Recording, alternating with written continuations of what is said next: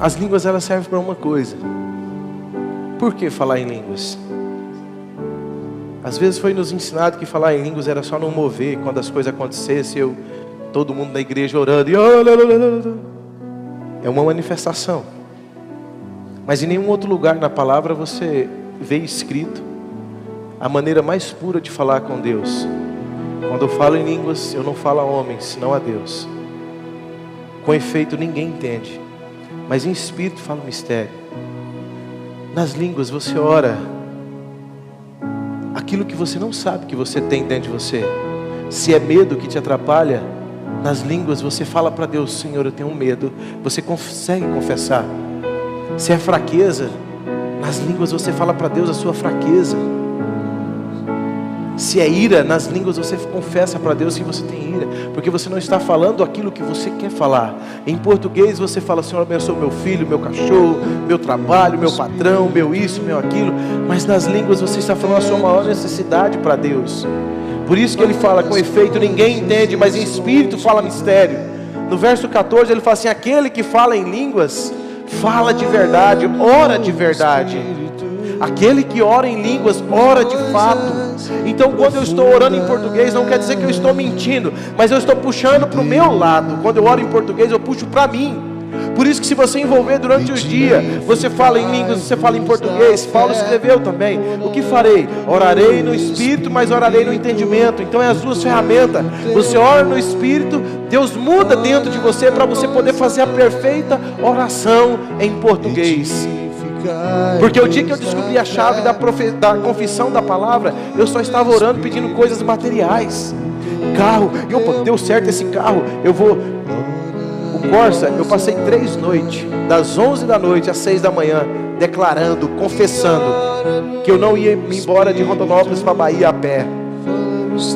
No terceiro dia eu ganhei um carro, amado, sem me custar R$1, documento, revisão, tudo. Eu ganhei. Então funciona, mas eu olhei só para o lado material, eu não olhei para o lado espiritual. E quando eu olhei para o lado material, eu vi que eu estava me ausentando de Deus, porque sempre eu queria algo melhor, sempre eu quis algo melhor e eu estava conseguindo. Eu pausei isso na minha vida, porque eu sabia que eu não poderia ter coisas materiais se o meu coração continuasse daquele jeito. Então eu disse: eu vou cuidar do meu coração. Tem 8 anos praticamente essa prática. E eu vi que o meu coração é uma terra muito suja e dói para limpar ela.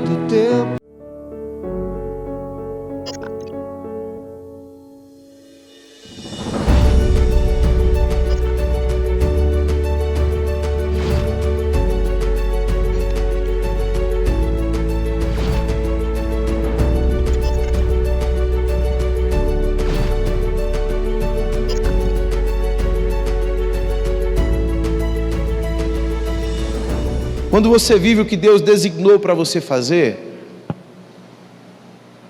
tudo vai conspirar contra você para você parar. Tudo vai tentar se levantar contra você. O papel do diabo foi um só: fazer o homem dar um passo para trás.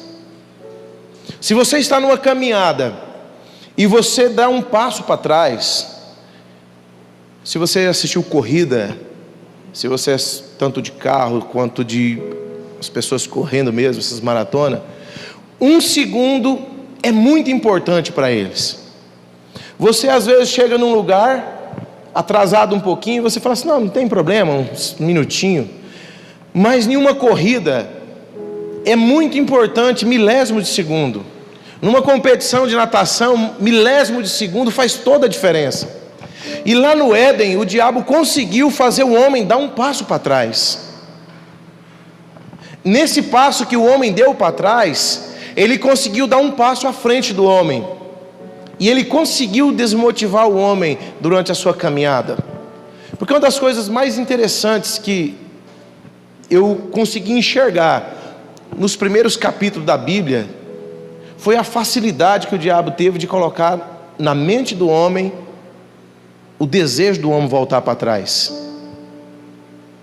Porque a Bíblia diz, se você pegar Gênesis capítulo 1, que todos os dias Deus vinha ter com o homem. Deus saía do céu, da glória dele, e ele vinha ter com o homem. E sabe o que Deus vinha fazer com o homem? Conversar com o homem. Deus vinha ter amizade com o homem.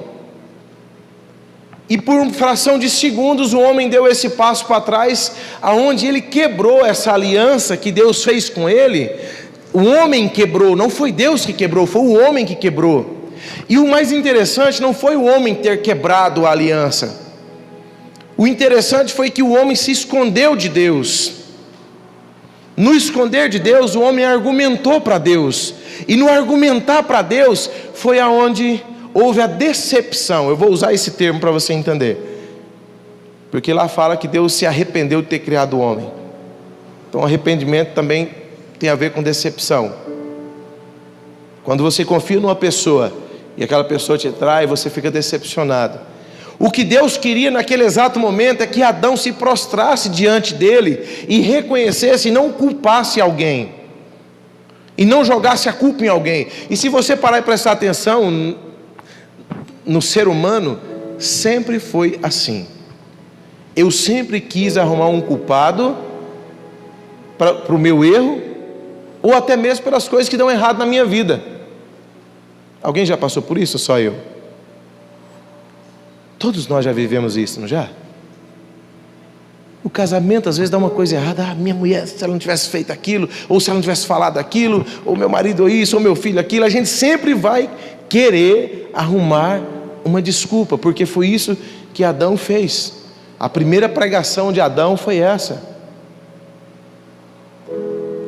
O primeiro argumento que ele usou e passou de geração em geração foi isso. Por que Davi, pecador, mais do que nós, ele foi chamado segundo o coração de Deus? Outro dia eu estava meditando sobre Davi e Saul. Poxa, Saul fez menos pecado do que Davi.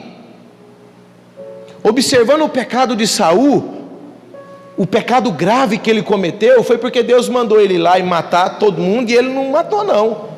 Deus falou assim: ó, vai lá, acaba com os amalequitas. E ele foi lá e separou o melhor do gado dos amalequitas e pegou o rei, se não me engano era Agag o nome do rei, e colocou em cima do cavalo dele e entrou no meio do povo, para o povo ver, porque isso era uma honra. E Deus rejeitou Saul por causa disso. Mandou Samuel falar para ele: ó, não quero ir mais não.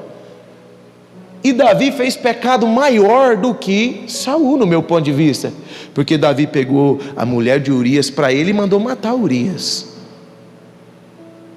Na sua concepção, qual pecado é maior? Para mim é o de Davi. Mas aí você me pergunta, por que Davi foi chamado homem segundo o coração de Deus e Deus rejeitou Saul? Porque Davi era quebrantado, ele conheceu Deus, ele entrou, antes dele cometer esse pecado, quando ele estava lá cuidando das ovelhas do pai dele, ali ele tinha tanta intimidade com Deus, e ele viu um dia que quando um leão veio tentar devorar a ovelha do pai dele, ele matou o leão, e ele falou assim: essa força não é minha não, cara, essa força vem, se não vir de Deus. Foi esse o sentimento que Adão não teve, porque Adão tinha comunhão com Deus, ele poderia saber, cara, foi Deus que me fez, ele podia falar bem assim naquela hora: não, rapaz, Deus me perdoe, eu fui na cabeça da minha mulher, a culpa não é dela não, foi minha, e eu que ouvi ela.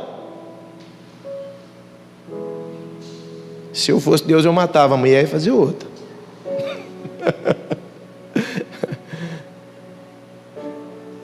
Mas não, ele tentou argumentar para Deus, ele tentou achar uma desculpa para Deus. Davi não.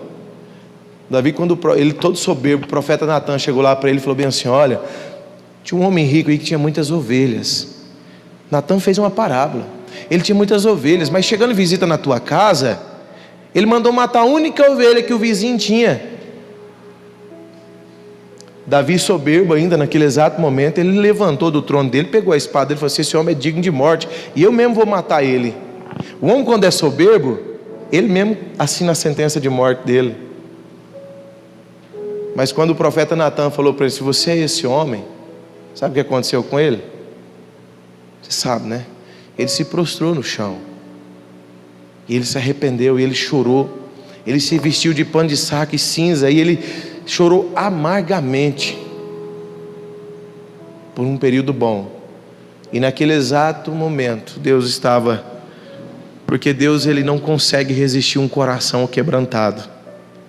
A Bíblia fala que o soberbo Ele abate, mas o humilde Ele exalta.